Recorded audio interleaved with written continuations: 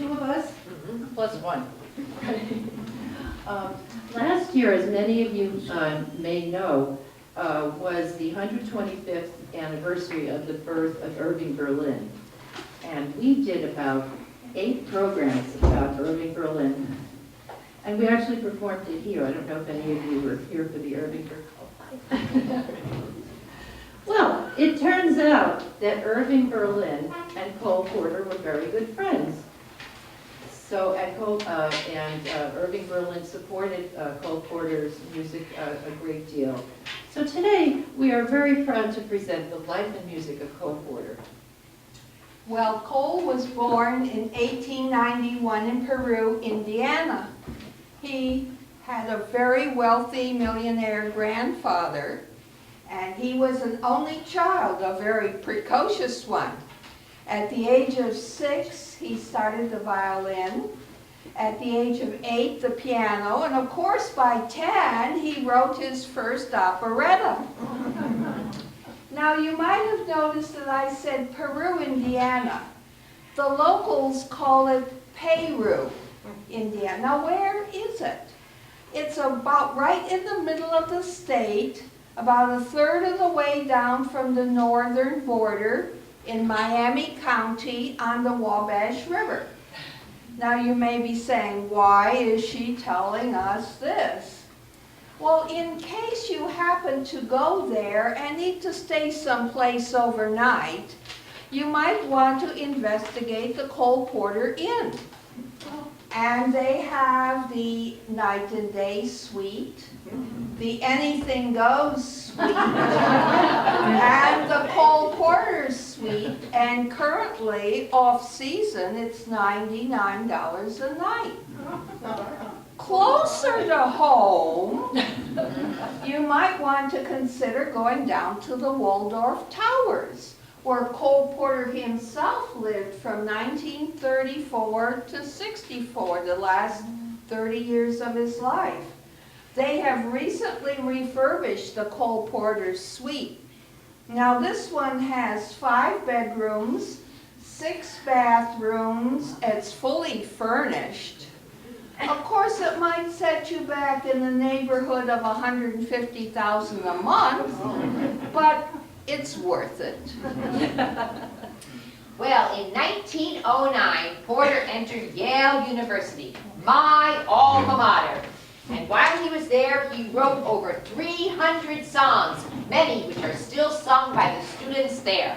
Bulldog, bulldog, bow, wow, wow, Eli, yeah. Oh, Take it easy. Okay, got excited. You know, I know this show is called Near the Top, but I think that was a little over the top. So let's do Cole Porter's You're the Top.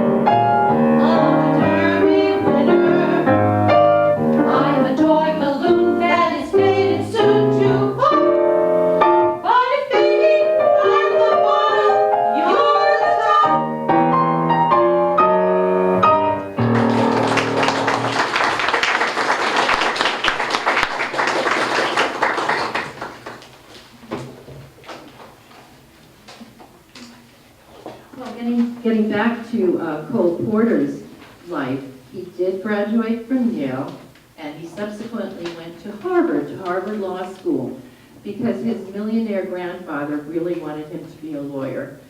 But it soon became obvious that Cole Porter was not cut out to be a lawyer. So the dean of the law school faculty recommended that he go to the music school, which he did, and he successfully graduated from there, studying harmony and counterpoint.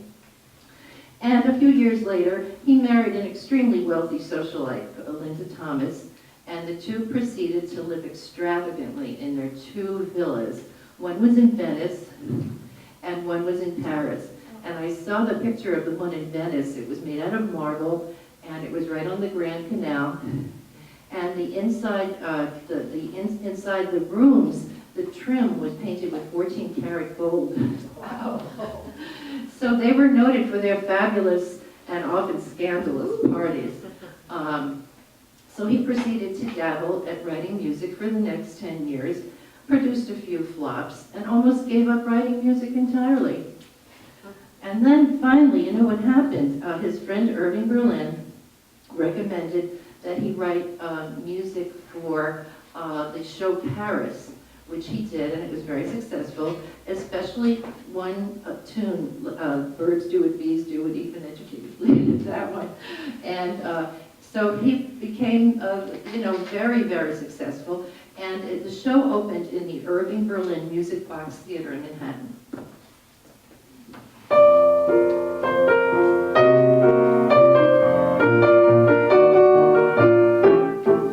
Birds do it, bees do it, even educated fleas do it. Let's do it, let's fall in love.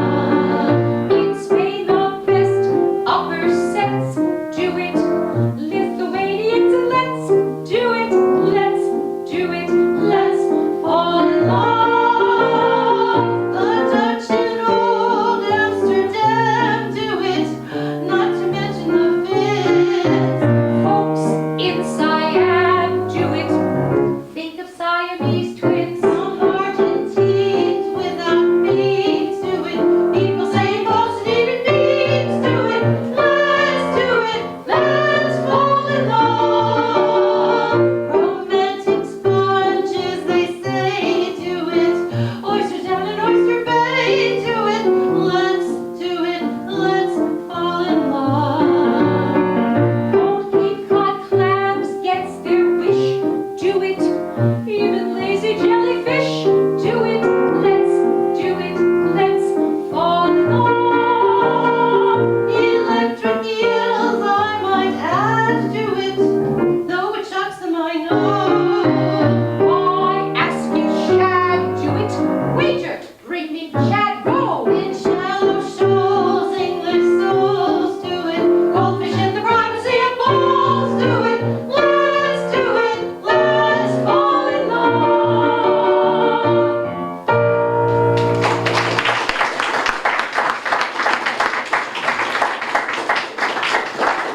Well, with this show, Cole finally arrived on Broadway.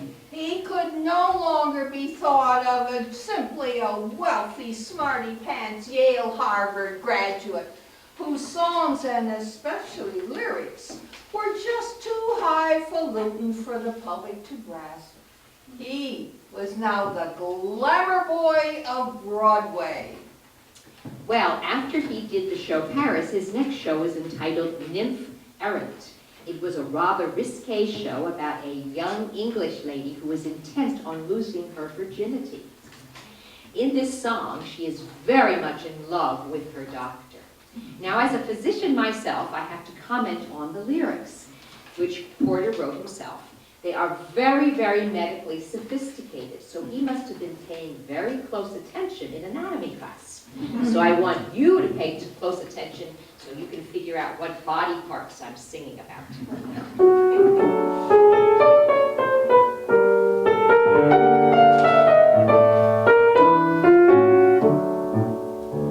Once I know such a shattering physician, quite the best looking doctor in the state. He looked after my physical condition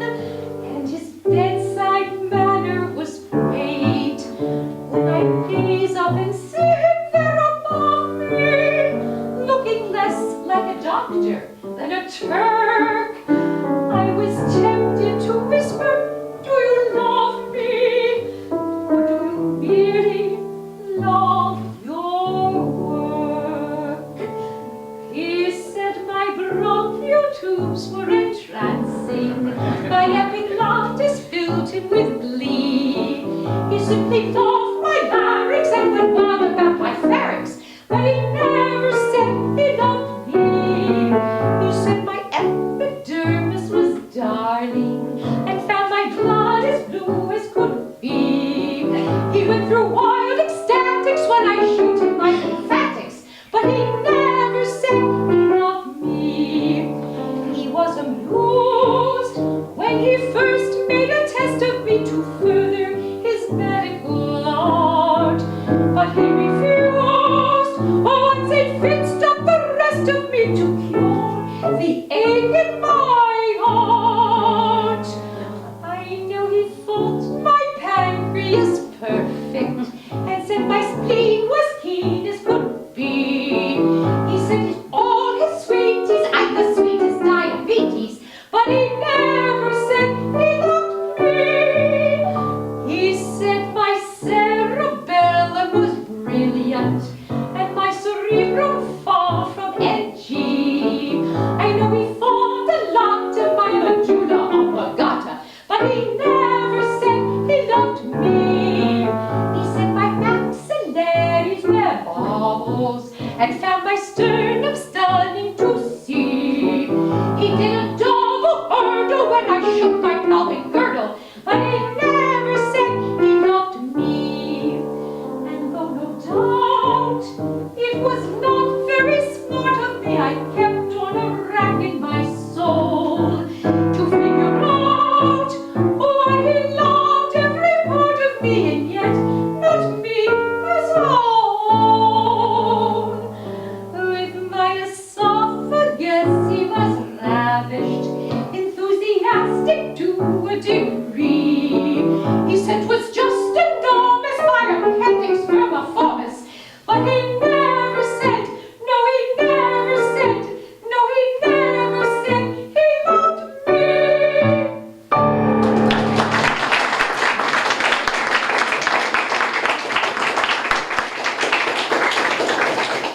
Cole Porter wrote the music for 50 Million Frenchmen, and this was the first show that was directed by his fellow Yale graduate, Monty Woolley. Remember Monty Woolley? He was the man that came to dinner and stayed and stayed and stayed.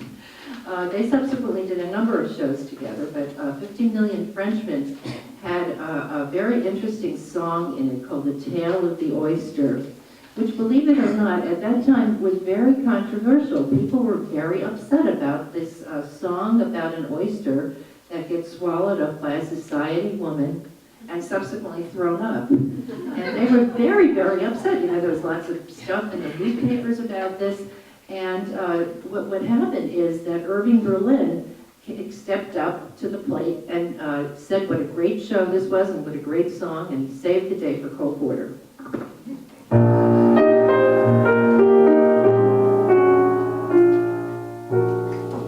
Down by the sea lived a lonesome oyster, every day growing sadder and moister. He found his home life awfully wet, and longed to travel with the upper set. Poor little oyster. Fate was kind to this oyster, we know, when one day the chef from the park casino saw that oyster lying there and said, "I put you on my bill of fare." Lucky little oyster. Sleep on his silver platter, watching the queens of fashion chatter, hearing the wives of millionaires discuss their marriages and their love affairs. Thrilled little oyster.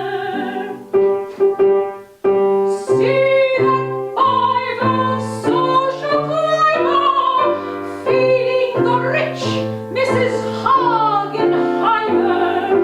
Think of his joy as he gaily glides down to the bottom of her gilded insides. Proud little oyster. After lunch, Mrs. H complains and says to her hostess, God, such pains. I came to town on my yacht today, but I think I'd better hurry back to Oyster Bay. Scared little oyster. Off they go through the trouble. They are rolling madly from side to side. They're tossed about till their poor young oyster finds that it's time he should quit his cloister. Out comes the oyster.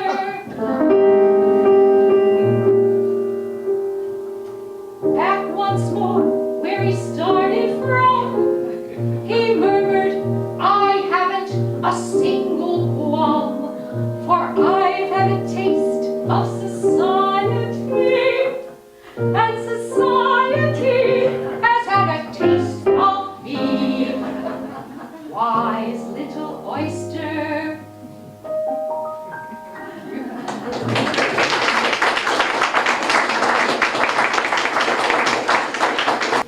There's such a wealth of songs. How can you just put everything and you just can't? Normally at this time, I would give you a quiz. But when it comes to Cole Porter, I think you know most of them. So I put together a little medley. And if you feel like singing along, hey, please do. Except I'm telling you that I did make a little cuts here and there. So if you're singing along and you're going this way and I'm going that way, I'm just fair warning. No surprises, but enjoy. And they're listed in your program anyway, so it's not a quiz or you know what's coming up.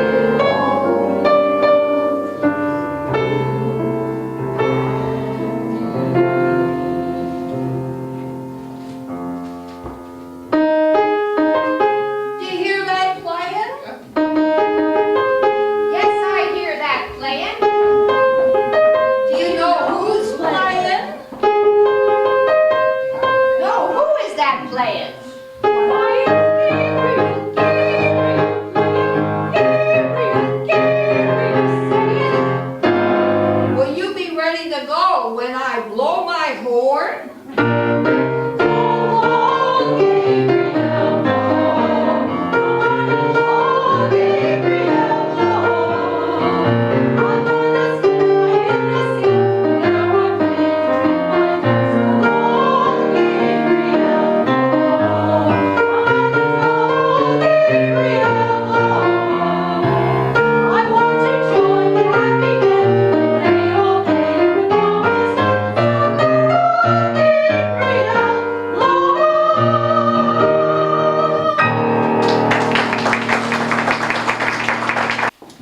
Well, the next song, which was from To Barry Was a Lady, and Porter really liked this song a lot because 20 years later, he put it into another show entitled High Society, where it was sung by Bing Crosby and Frank Sinatra.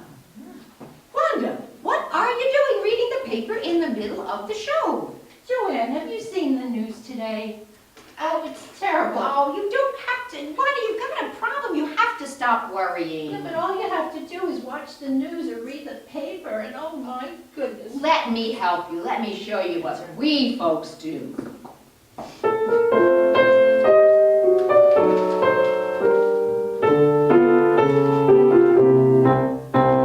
When you're out in smart society and you suddenly get bad news, one mustn't show anxiety and proceed to sing the blues. For example, tell me something bad, something awful, something grave, and I'll show you how a racket club gal should behave.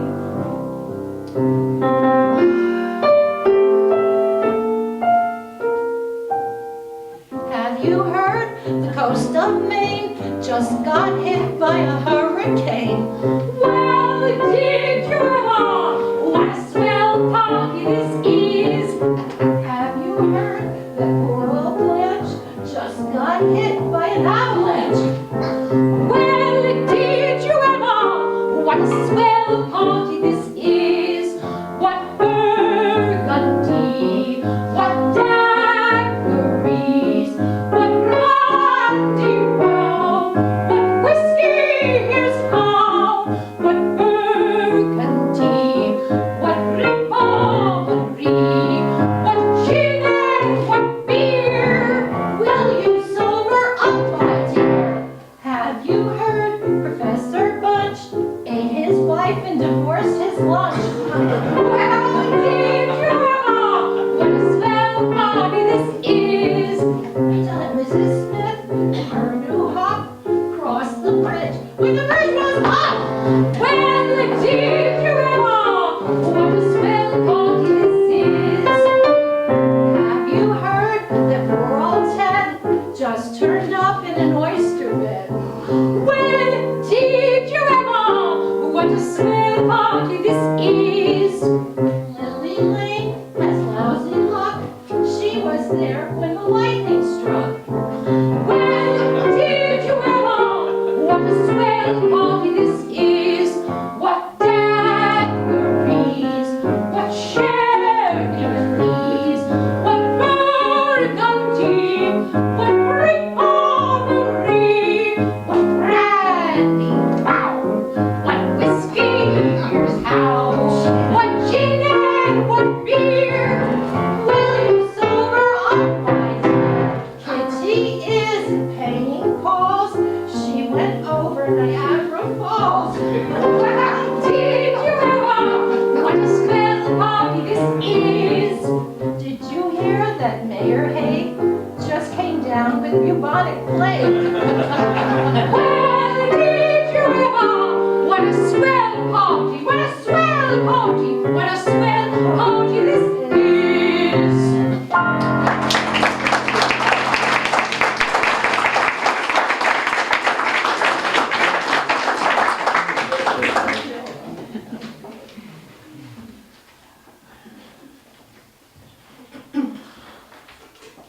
The musical Rosalie was about a princess in disguise who falls in love with a West Point cadet.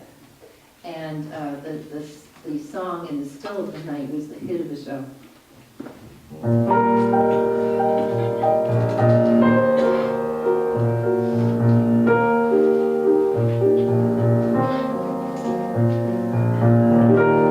the still of the night, as I gaze from my window at the moon and its flight, my thoughts all stray to you. In the still of the night, while the world is in slumber, oh, the times without number, darling, when I say to you, you love me as I love you.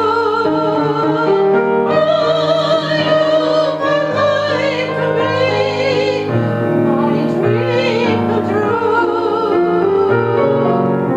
Or will this dream of mine fade out of sight, like the moon growing dim on the rim of the hill, in the still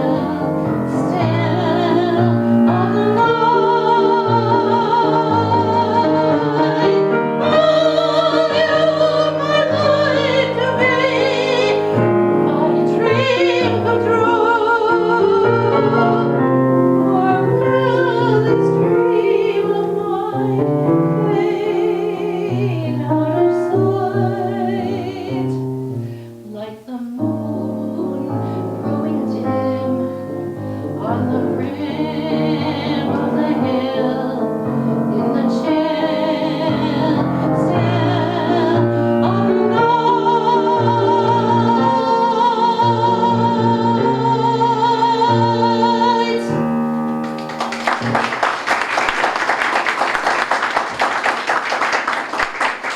I Got You Under My Skin was written in 1936 and appeared in the movie musical Born to Dance. It was nominated for an Oscar and later became a favorite of Frank Sinatra's.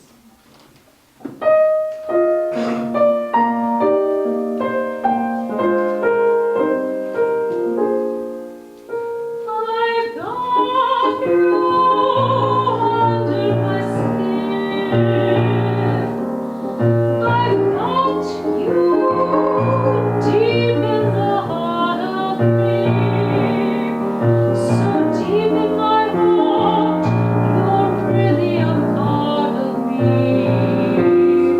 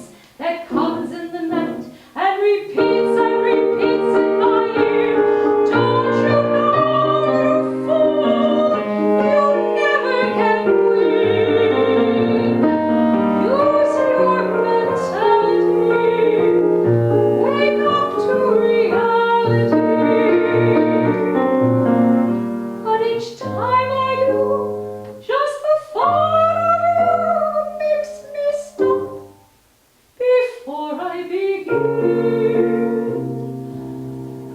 I've got you under my skin.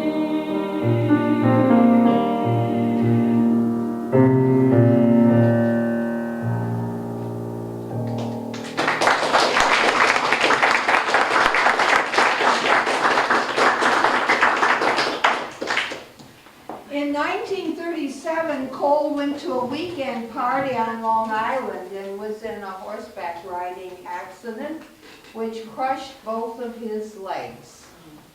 He was in pain for the rest of his life and he had some 30 operations. But of course he went back to songwriting as soon as possible, had his piano put up on blocks so he could put his wheelchair underneath it and get right there to the piano. A Hollywood movie was made about his disability as an inspiration to homecoming servicemen in World War II who may have had disabilities. And of course the very short bon vivant Cole Porter selected the tall Cary Grant to portray him in the movie. Why not? Why not? One of the post-accident shows was Leave It to Me, which has the hit song in it, My Heart Belongs to Daddy. I don't know if you've ever seen a clip from the show of Mary Martin cavorting around, and she's just wearing a little fur jacket and a cute little fur hat and not much else. She's stranded. She's lost all her luggage. She's in a railway station in Siberia, and she's doing kind of a stately little striptease while being ogled by the Siberian men.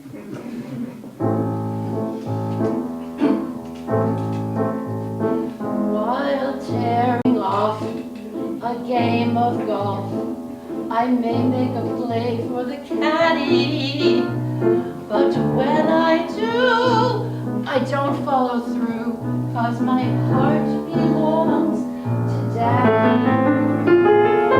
If I invite a boy tonight to dine on my 5-minute Hattie, I just adore him asking for more, but my heart belongs to Daddy.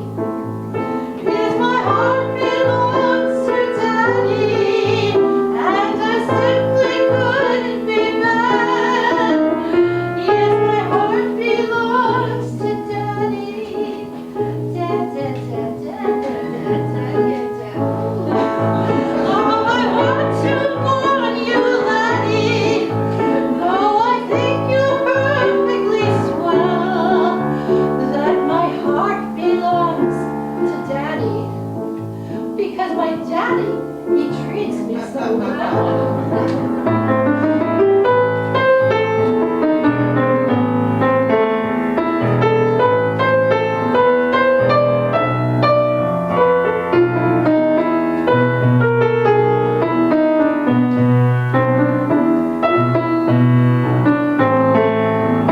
Yes, my heart belongs to Daddy, and I simply couldn't be mad. Yes, my heart belongs to Daddy. Dad, dad, dad, dad, dad, dad, dad, dad. And I want to warn you, laddie, though I think you're perfectly swell, that my heart belongs to Daddy, 'cause my daddy, he treats it so well.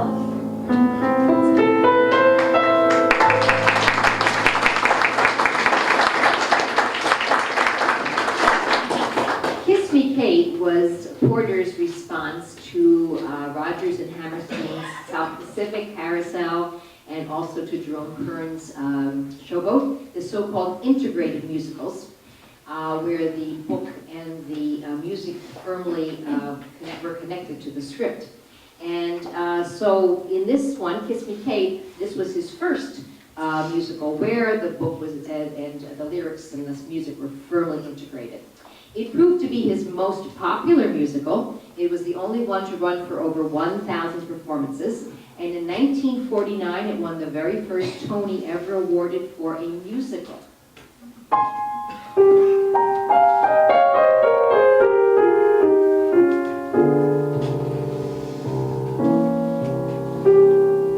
Strange dear, but true dear, when I'm close to you, dear, the stars fill the sky. So in love with you am I, even without you. My arms hold about you, you're not only mine. So in love with you am I, in love with the night mysterious, the night when we first were there. In love with my joy delirious, when I knew that you could care. So taunt me and hurt me, deceive me, desert me. I'm yours till I die.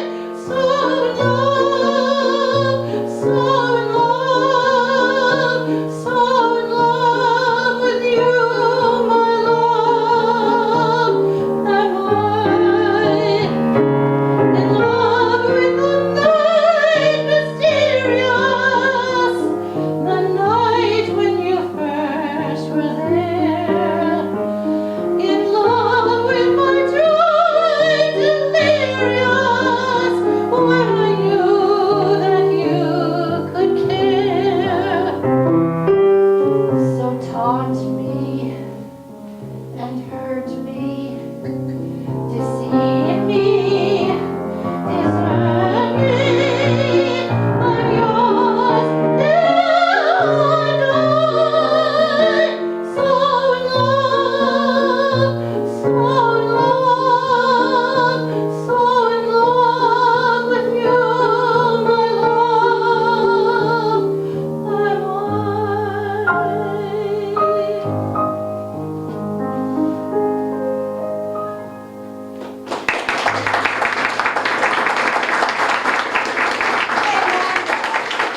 How about another song from Kiss Me Okay. Kate? Gazing down on the approach of our secret challenge to let us dream of mine to the moonlight divine, to the joy of a dream come true. Here we go.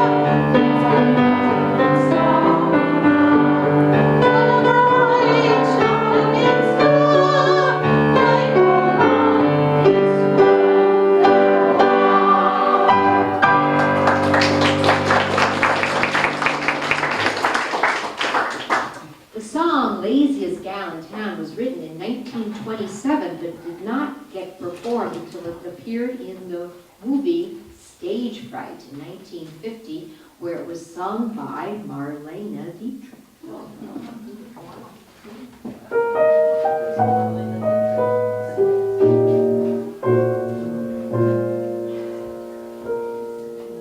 It's not 'cause I wouldn't, it's it's not 'cause I couldn't.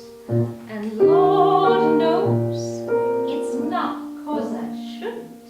It's simply because I'm the laziest gal in town. My poor heart is aching to bring home the bacon.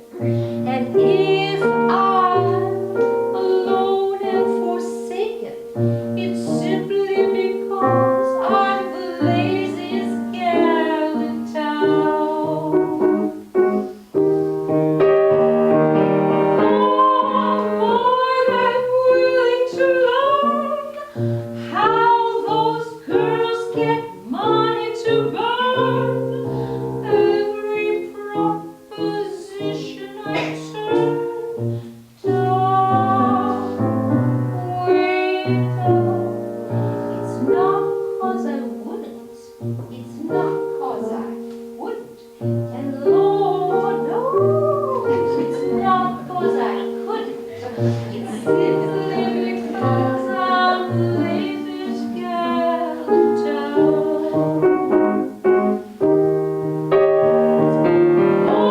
I'm more than willing to learn how those girls get money to burn.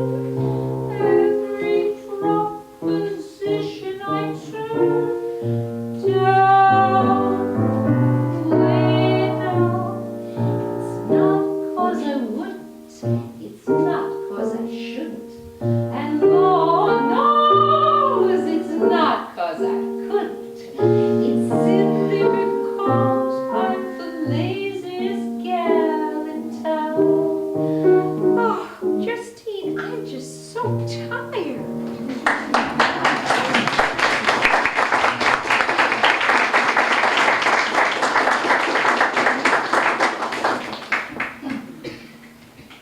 The song "It's All Right With Me" was written originally for the musical Can-Can, and it was sung by, what's his name? Frank Sinatra. Come on, you should have that, you know. Only they tell you. And then they made a movie out of Can-Can in '53, and he also sang the song there, and it actually became a Sinatra standard.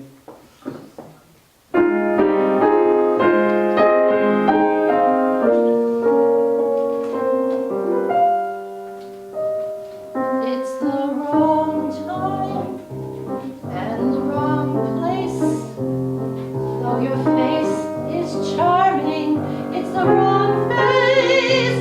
It's not his face, but such a charming face that it's all right with me. It's the wrong song with the wrong rhymes. Though your lips are tempting, they're the wrong lips. They're not his lips, but oh, such tempting lips that it's all right with me. You can't know how happy I am that we met. I'm strangely attracted to you. There's someone I'm trying so hard to forget. Don't you want to forget someone too? It's the wrong game with the wrong chips. Though your lips are tempting, they're the wrong lips. They're not his lips, but oh, such tempting lips that if some night you're free, yes, it's all right. It's all right with me.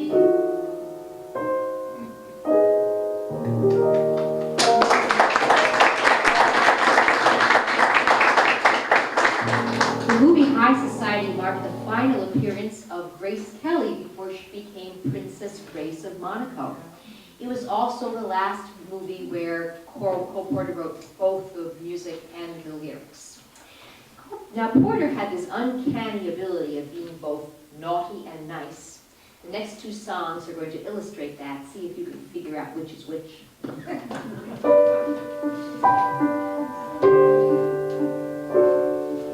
I'll give to you and you give to me true love, so on and on it will always be true love,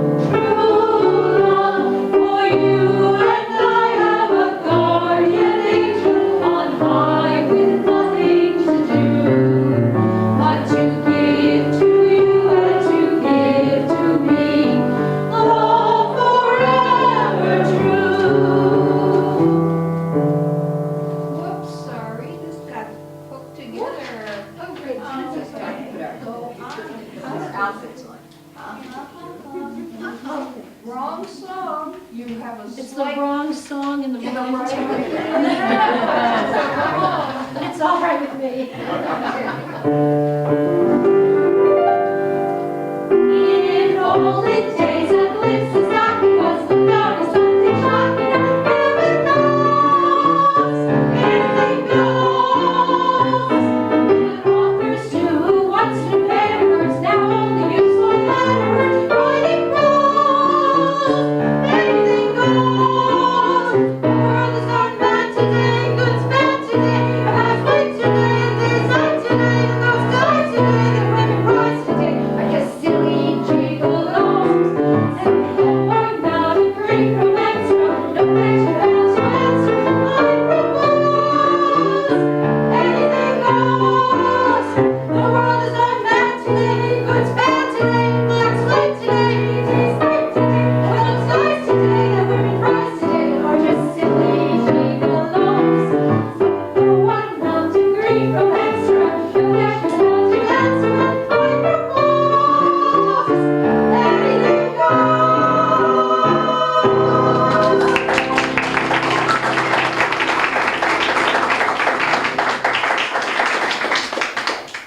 Now, the Hollywood Canteen was started in World War II as a morale booster for the soldiers, and it was done by Betty Davis and John Garfield.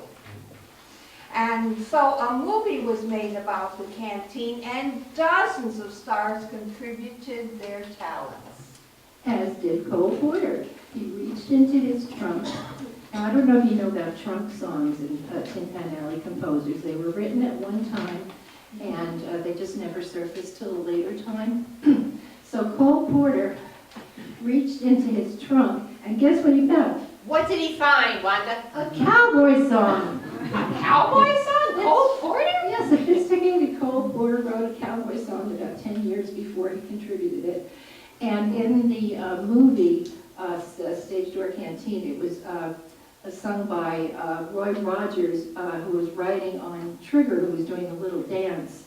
But first, Roy Rogers kissed Trigger before he got on the horse. You know, so that was kind of a funny moment in the movie. But it became a great moneymaker for Cole Porter, and it became part of our American tradition. So please join us in singing "Don't Fence Me In."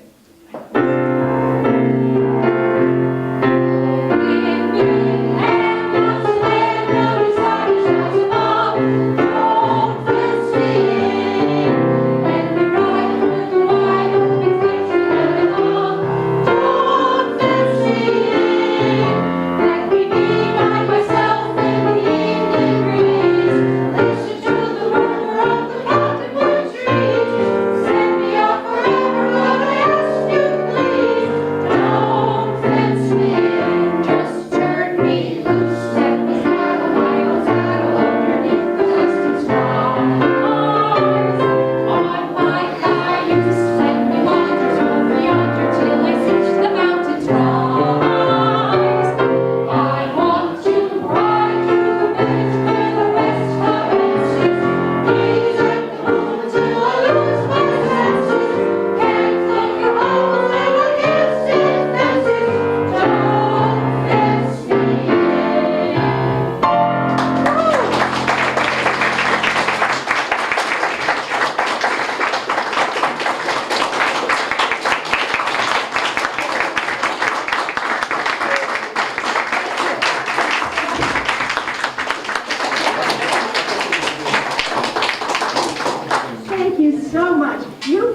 are stars. We're having fun, I bet you can tell that. That was so entertaining. Now, we want to invite all of you to speak with these wonderful people and to have a little refreshment with us in the dining room. So we'll look for you there in a minute, okay? Thank you.